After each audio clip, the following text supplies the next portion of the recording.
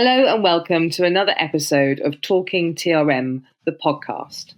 Today I'm joined by a new friend, and we were just sitting here before we started recording, working out exactly how it's all tied in. But we seem to have I've been collecting this little crew of really cool people, definitely stateside, but obviously this side too. So Kevin Coffey, Patrick Kane, the amazing Alex Delgado, and through LinkedIn and through posts that we've done, this gentleman started commenting, and we developed a little bit of a relationship and had some great conversations around travel risk management. So we'll also note that as it's our third season now of Talk'n TRM, we've managed to get ourselves in the same room. Not quite, but we've upped our game with background, so I hope you enjoy it. It's rather nice. We might take a little tinkle on the piano later.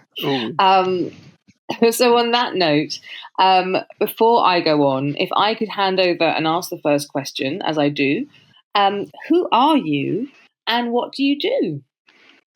Thanks, Bex. My name is Bryan Conant, and I currently work in the travel industry. I'm doing travel advisory through a group called For Travel, but I'm also, at the same time, developing a business plan that incorporates travel risk management into everyday travel advisory work.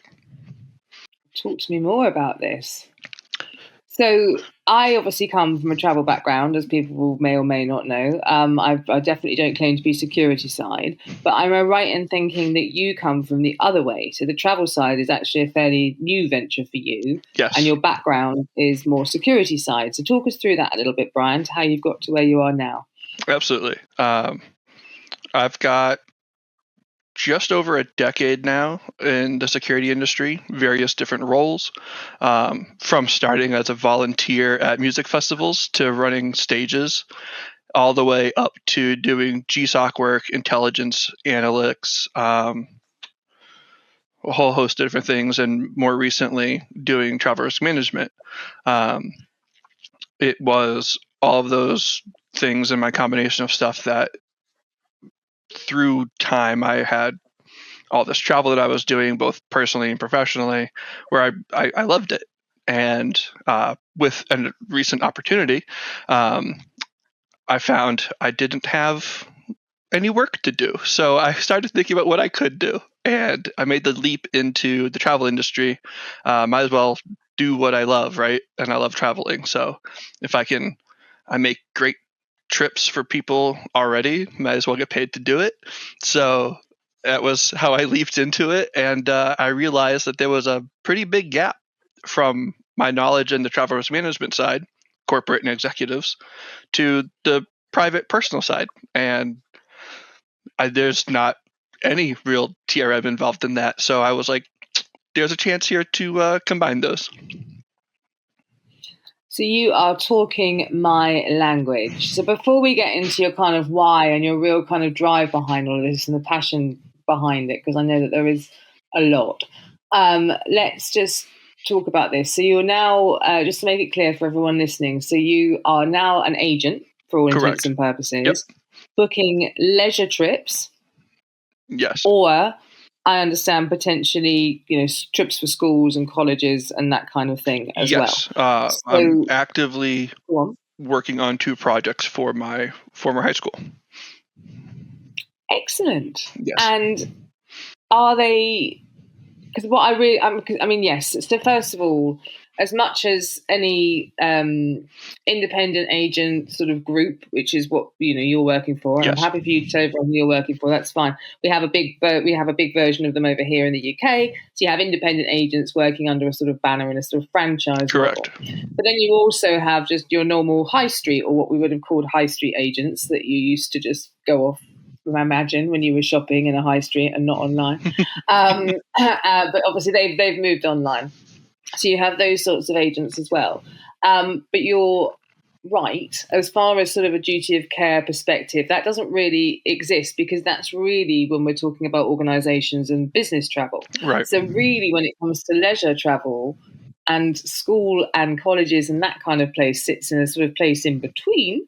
And we're all very excited about the new standard in that space, but it's again, it sort of hits a bit of a middle ground, I Yeah. guess, but there isn't really anything there. And if we're struggling for organizations to get some of this stuff in place, there's such a reliance on insurance. And that's kind of the mitigation Yeah. and then there's mitigation around money. So, you want to potentially work with a provider that's bonded and all of that kind of stuff. But there's not really any mitigation when it comes to security. It's very much you should be doing the checking and you should be making those decisions. Yeah. So when you and I started talking about this business venture, obviously I get the agent side, and I just thought this was a huge step forward in the way that we should be going. But I want to just touch, were you quite surprised by this lack of understanding and knowledge in this space from the leisure side? Honestly, I was floored because working in the industry, like working in security, I'd always taken my security when I travel to heart. I always researched where I was going. I looked up, I would watch YouTube videos. Like I had a trip to Paris back in October, Paris and France as a whole. I did YouTube videos, what to expect in Paris, where are the likely tourist traps going to be, what are the tourist traps you can find, the wristband thing and the hey, sign this petition, that kind of stuff, where you just no thanks and move on. Pickpocketing on the subway, which has apparently made a return now that the heightened security from the Olympics has gone away. So now there's more pickpocketing on the subway, because I didn't experience anything even remotely close to what I was warned about in original videos while I was there, but now it's apparently back up on the rise. But I always did that stuff for myself, and I just assumed that that's how other things were done. But the more you travel and the more you see it, even domestically for me in the US, some people leaving their state for the first time look so lost in an airport, don't know the other state's laws, because our laws vary state by state. So there's so many different things that just happen. And while we have a federal law set, the state's laws can be completely different, and it throws people off. You don't even forget about even traveling internationally. There's a reason why there's a joke about American travelers. We aren't the most prepared as a whole, and it's I think an unfortunate downside is that while people love to travel, all too often the general populace does not take into account that, yeah, sure, even if you plan it yourself and you do all these things, there's something you're missing, and you've missed protecting yourself. And being able to provide that bit of knowledge to the traveler is what I want to do. So just making sure people are prepped. I'm proactive, right? So it's done in advance. And I think there is definitely, maybe we should chuck a poll out on this when we put this podcast out, because I'd be really interested to get people's feedback. How much kind of contingency planning are you doing prior to your holiday? Yeah. Or is it that you are just looking for the best deal online and you're looking for kind of reviews on services and that kind of thing?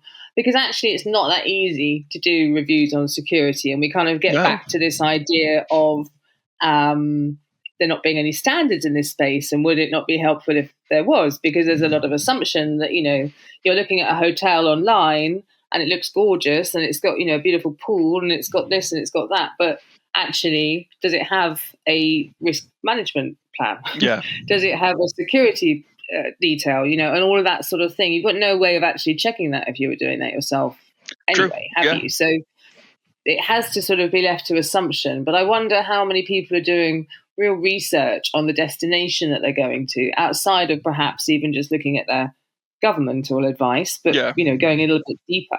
Because it's not, again, you've had a career of having access to stuff, right? So this is what I find so great, that you can be that channel. And this is honestly where I see the future of travel agencies. This is an extra value add that they can deliver.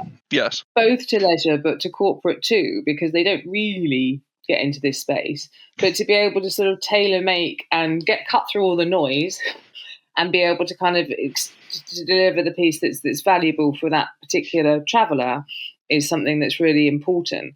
And you're not there's always this kind of concern of taking on responsibility. You're not doing that. You're actively just giving them assistance. Right. You're not saying you should do this, you should do that. You're just giving them an awareness that, like I say, there's too much noise out there sometimes. So you're kind of streamlining what's important to them. Yeah. Yeah, absolutely. And I would never tell someone you should or shouldn't do this, just because that you run into so many different problems with that on a taking on that I'm giving you this advice side. So it's always a, hey, this is just your information. I'm giving you information to let you know these are things that could potentially happen. Here's the highest crime rate zone. These are various places that you should use caution with at certain times of the day, or don't go into this neighborhood based on what's like information that's available out there. You just have to vet all that, and not everyone has that kind of time when they're planning their own travel. And I mean, you work 8, 9, 10 hours a day, making dinner, breakfast, dealing with kids if you've got kids, that kind of stuff. No one wants to spend 3 hours at the end of the day online researching everything about what they're going to do. So might as well be the one to do it myself. I already like doing it, so.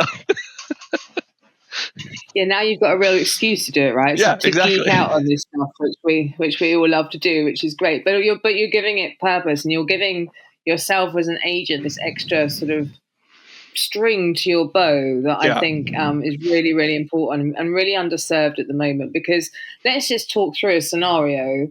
If a traveller was to sort of wind up in any situation, be that a personal incident or be that something a little bit more catastrophic, if all they have in place is their travel insurance, the reality of that is that, and the bigger the incident, obviously, the higher the impact. But the reality is that potentially, if you're trying to exit a country, that means you're online jamming an airline's website trying to change flights, or you're trying to call the airline, none of which is that helpful. Or in the worst case scenario, even trying to contact your own consulate.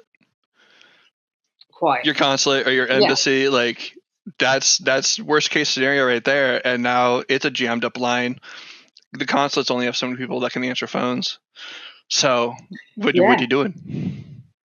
This is it. And I think we kind of, we all hope for the best. Fortunately, as much as these incidences happen more regularly now, they are still rare by nature compared to other things.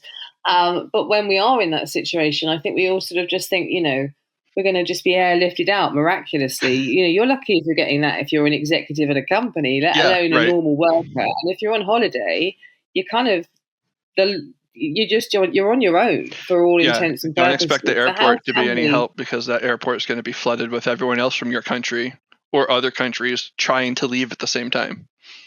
Yeah, exactly. Now, we've gone down worst case scenario here. Let's bring it back, because the other stuff that can happen is just the stuff that can really help, right? So absolutely. Not booking a hotel in a certain area because actually it might be really cheap, but it's a particular area that is not, it's not neighborhood's safe or has not high well known rates for being a great place, that kind of stuff. And thinking about, I guess, all the other bits that, ground transport, what are people going to do on the trip, and ensuring that that's as safe as possible. So, yeah, I'm all in with this kind of direction, and, you have our full support. Talk to me a little bit about the drive then. What is it that makes you love this stuff so much, Bryan? I would say that I found I fell into it kind of. I'd always had like a drive for protecting people. Like, even though I haven't done my college degree, I've been to college a number of times. But the first time I went to college was for pre-law. I was like, I wanted to do stuff that involved protecting people and assisting people. And then I did an EMT course and I completed that, and I did all these things. I've always wanted to help people. Then I found out that I could do that through security, and I've done it in a number of different ways, through physical security, building protection, and personnel protection, through stage monitoring and band VIP stuff. I've always had that drive, that want to make sure people are safe, to help them be safe, and to educate them on how to be safe. And TRM was a great introduction into being able to combine all the things I love. So I can combine GSOC like work, intelligence, and personnel safety, essentially. And I get to do it while talking about travel. So there's nothing, it's a sweet little combination of everything that I enjoy, which really lets the autism neurons fire, and I just get to go wild about it. And my ADHD kicks in. I can hyper focus on things real deep, and I can just go essentially without doing it on camera. I can just go. I just disappear into what I'm thinking about, and I'll find you answers within minutes. I'll look at things for hours. I'll rabbit hole it the entire time. It's a deep passion of mine. Another amazing use of us that are neurodiverse and our craziness wanting to get into things, right? I just love it. People are often like, how are you doing this, this, and this, and this? And I'm like, because I'm definitely ADHD and potentially autistic as well. And there's something going on in my neurodiverse brain, which is allowing me to do all these things. I've got 60% more neurons than the neurotypical brain, which lets me focus and memorize things. And really get into the stuff that you don't want to do, and it's fine, and I like it. Like, let me do it. I'm good with it. So no, and I've often said this. I'm like, I jokingly kind of call this kind of, we can geek out on stuff, and we love it, and we're good to do it. We're happy to do that. But actually, this is what you want in any kind of walk of life. You want someone who really loves this stuff. So when it comes to booking travel and being interested in the security piece, you want someone who lives and breathes this. If this is what they're going to do. In the same way that, if you had a chauffeur, you would be or a driver, you'd be wanting to know that driving was their thing. Yes, right. That's what they love. I want the guy who knows how to defensive drive. I want the guy who, if anyone's ever seen that video from, I believe, South Africa, with the armored truck driver, who he and his partner get ambushed when they're on the highway. He goes into laser focus mode, and it's the best video of a defensive driving thing I've ever seen. And it's a video you get to see it's a video you get to see in real life. That's what real defensive driving looks like, not just here's a video on how you defensively drive for training. It was seeing it in practice, and it was impressive, honestly. Oh, wow. Well, send it to us and we'll let everyone see it. I'm sure they probably will have. I'm just way behind the scenes and everything. Yes, so I've often said you want somebody who is, who is passionate about this stuff. And there's nothing better than travel. You want a travel agent who is willing to go that extra mile to find stuff for you. That's their value. That's their purpose. And that's what the point of using them is. We have lost that somewhere down the line because online, and we've lost it certainly from a corporate perspective, because the value proposition has been lost somewhere in the technology piece and the price that people are willing to pay for it. Actually, when we bring travel risk management into that, when we talk about assistance at a duty of care level, and actually then having a ways and a means to do it, we completely change the value proposition again. So for me, these two things are so important to come together. And I was so excited, as you know, when we were talking, and I was just like, I'm so for this. Let's get more people doing this. Yes. Yes. But what's also, I think, really important to add is that I don't think we can expect all agents to suddenly just be able to turn on the security piece, right? There's actually, I think, a niche here, which is helping these agents to be able to understand this. You have a background of over 10 years in this space. You're now learning the booking, the travel piece, and then putting it all together from that side. There needs to be that same thing that happens the other side of agents, because you can't take this kind of information on. And that's probably why agents have shone away from it for such a long time. So, but again, another opportunity that travel risk management can bring to our industry. Yeah. So, I mean, even if it's something as simple as you're an independent agent, you work for this main, like your parent company, in my instance, it's Fora. Even if it's as simple as Fora has access to, say, ISOS reports, or any other company out there that does country reports, you have access through the back end to that through your parent company. You could pull one up, read it, condense it for your client and just give them the brief points instead of the dry. I don't find it dry, but other people will find it dry. That kind of deeper report that goes into depth about power.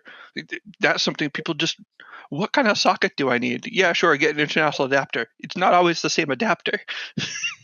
So I know, right? It's like Again, you find out what the power requirements are, you find out what all that stuff is, and you just give that to them. Be like, hey, here, by the way, you go into a place where you need this kind of socket. You need to expect, a rolling blackout here or there because they're dealing with power problems in the summer. They have a drought, that kind of stuff, because it's all whatever. Yeah, and the thing is, it's all there. And I think at the moment we just kind of do this cover-all. We send an attachment at a country level, right, which nobody reads. Yeah.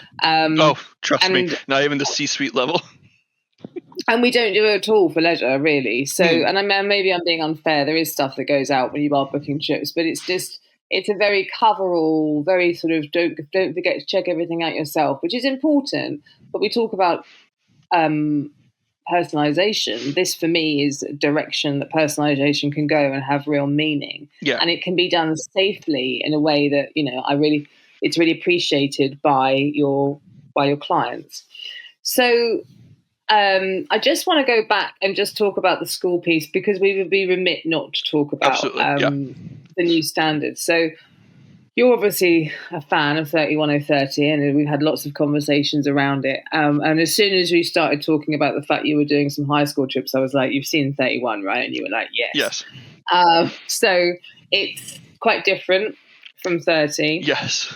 But I think what it does, like 30 does, is it gives this sector that it's looking after an opportunity to get better at what they're doing by looking at kind of good practice. So I've had long conversations with people around this standard, because again, it feels like you have to know a little bit about risk management to kind of really understand what it is, which I think is true. But I think the point is it's laying it out in such a way that you can then measure what you're doing against it. Yeah. So I'm guessing, well, I'm not guessing, I know, but I just want you to talk about it a little bit. The foundations of kind of both of these standards are things that you're sort of involving in the work that you're doing, and it's kind of giving you a bit of a framework to your business. Would that be fair? Oh, yes. The ISO standards I am definitely using as a guideline for what's included in what I would be offering.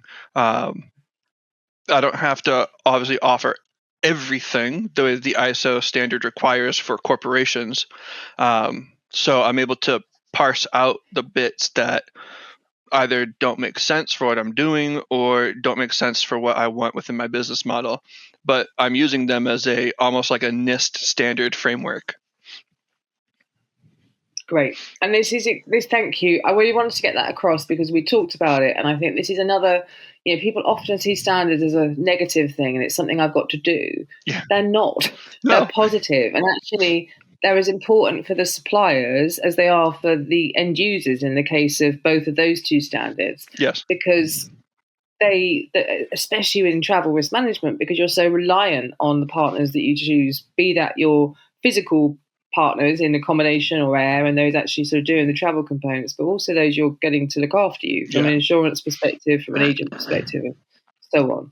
So it's good to hear, and I wanted to get that across, so thank you. Yeah, absolutely. Now, believe it or not, we're already nearly at the end. It really flies. Shocker. And I don't want to have you on this call when, you've got this amazing product that you're going to be putting out there. People can book their holidays through you and get this additional service and this additional assistance.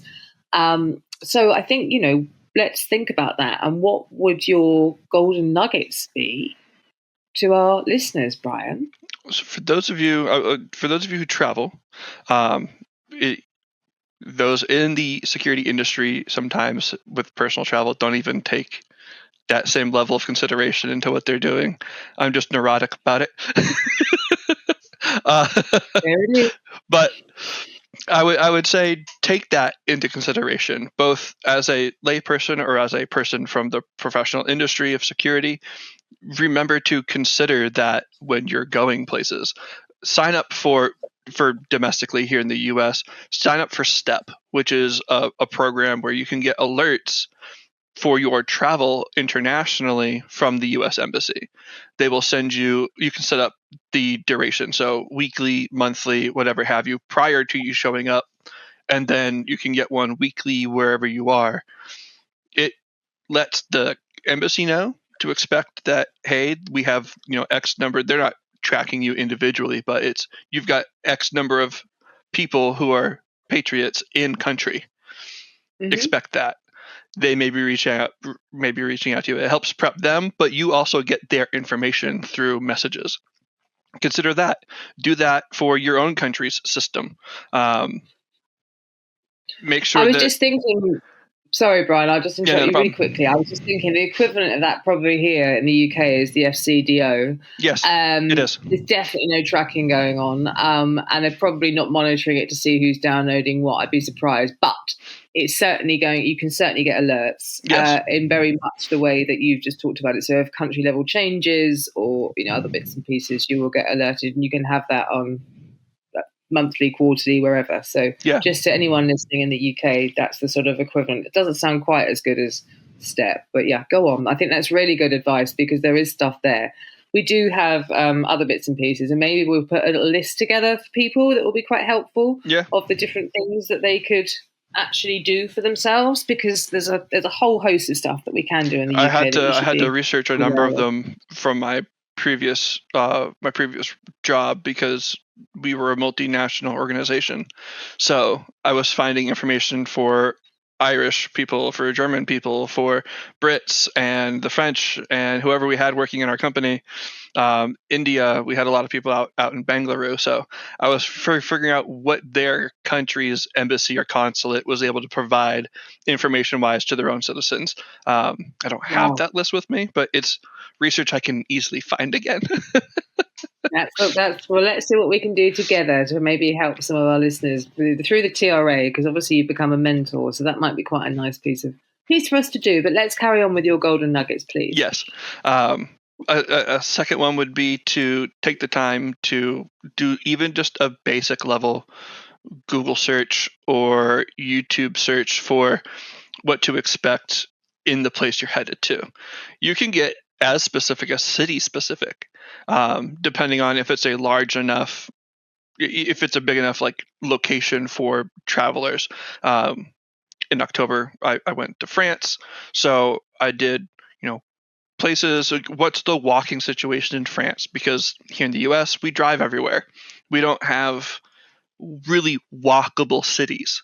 France being wildly walkable, we were able to walk a lot of places, beautiful, which was such a nice change.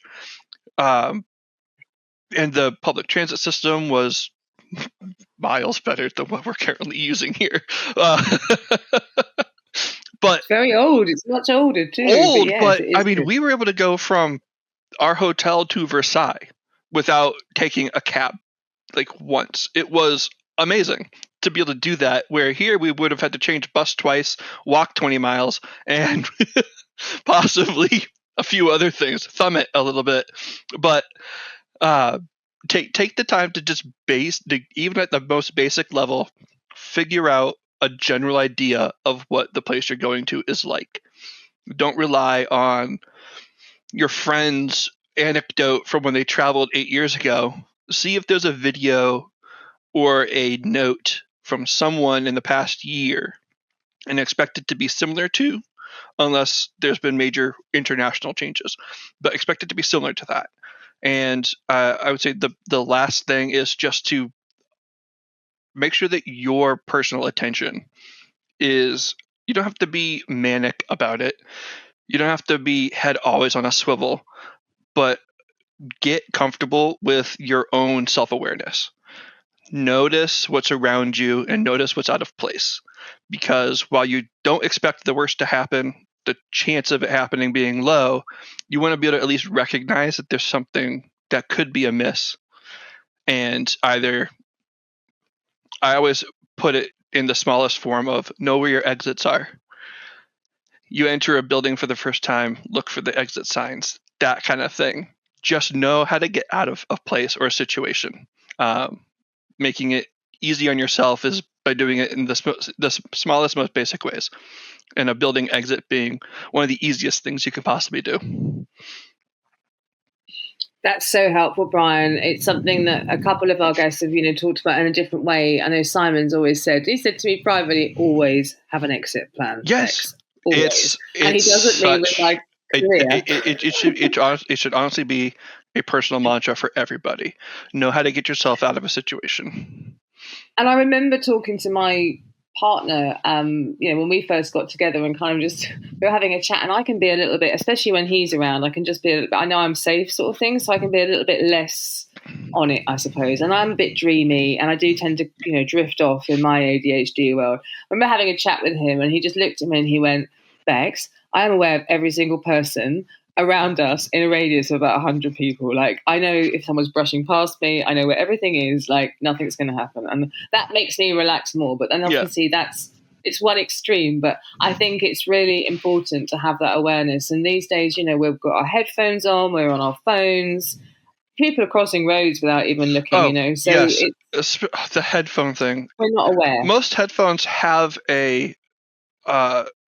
they have the noise canceling setting, but they also have a be aware setting. Use that setting. Sure, you don't hear your music to the same level you want, or your podcast or audiobook, but at least you can hear a horn honk. You can hear someone say, hey, watch out. Like, you can hear what's around you to kick you out of whatever autopilot you're on, to give yourself that chance to still be able to react to something. Like, it's such a disservice to ourselves when we completely tune out what's around us.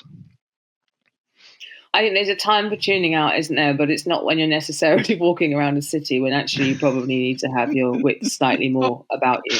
Yes, exactly. It amazes me. And, I think as much as, we're tempted by VR and AR and all of these other wonderful things, we are actually still living in this world, and this is the world that things will happen. There's a time and a place for AR and VR and complete auditory or sensory tune out, and that's at home. It's at home. It's for those who do different kinds of therapy. It's like a sensory deprivation chamber at a place that's considered safe, where there are safeguards where if something were to happen while you're in there, they can open it and be like, hey, we have to go. It's not while you're walking on the subway, on a bus, through the airport, anywhere. It's not down the street in the middle of the night. It's while you're already considered safe at home doing something else. And I'm all for that kind of stuff. I love it. I think the AR stuff you can do with your phones out in public is impressive. But there's a limit to what you should be doing before you're putting yourself at a substantial risk for something. You're making yourself a target when you stand out like that. Yeah, I think so. I agree with you, especially the phone jacking and bits and pieces that happen these days. It's incredible. It feels like we're less safe than we've ever been, although the technology to protect us is stronger than it's ever been. It's more this watched, weird juxtaposition, right? I know, You're exactly. Like, oh yeah, we should be as safe as possible. It's really kind of weird how it feels like it's worse than it's ever been. But I know. It is. Anyway, with that in mind, don't worry, because the next time you're booking a holiday, you can book it with Bryan. Please and do. He can take care of some of this for you, and you don't need to worry. No, Bryan, believe it or not, we've come to our 30 minutes. We've gone slightly over, but I think it was worth it because I would agree. I would agree. So look, thank you so much for joining us today. Thank you so much as well for willing to take this step over. I think you've gone the opposite way for me. So I came from travel to your side in travel risk, and you've come from security now into travel.